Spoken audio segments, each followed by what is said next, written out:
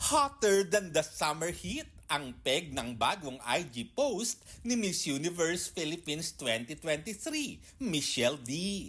Todo flex din siya sa kanyang beach bod. Nitong Sabado, napa-Oliver I Choose You si Michelle nang sumabak sa Especially For You segment ng It's Showtime. Michelle, gusto mo bang magstay sa Cebu? Bakit? Gusto mo bang magstay sa buhay ko? Ang maswerteng napili ni MMD, si Attorney Julius Oliver Moller, ang sporty lawyer mula Cebu City. I might be half Filipino, half German, but I think my heart is more Filipino.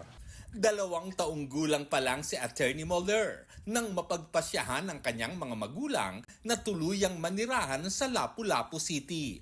Nag-aral at nagtrabaho siya sa Australia sa loob ng 4 na taon kung saan natapos niya ang Masters in International Law at nasa Dean's Honors List. Kasalukuyang nagtatrabaho siya bilang isang private practice lawyer at tutok din sa kanyang mga negosyo.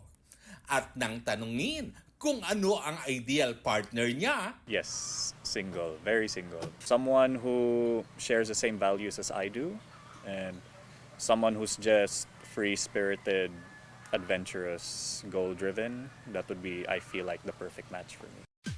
Yes, we made it. trending at talaga namang inabangan ang makasaysayang Sunny Puwersa last Saturday. On air noong Sabado, nakapagtala ito ng 9.6 combined channel rating base sa Nielsen Overnight National Urban Philippines data.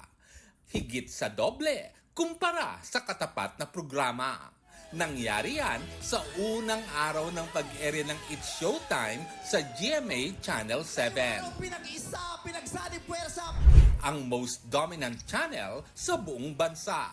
Sa buong taon ng 2023, ang GMA Channel 7 ay nakapagtala ng 93% overall net reach o projected total na 72 million viewers nationwide. Ang daming sumalubong sa atin last Saturday. Ang daming nag-abang. Ang daming nanood. Ang daming nagpaulit-ulit panoorin at saksihan yung historical na ganap nung Saturday. Maraming salamat buong Pilipinas. Para sa GMA Integrated News, Lor Santiago ang inyong saksi. Kapuso!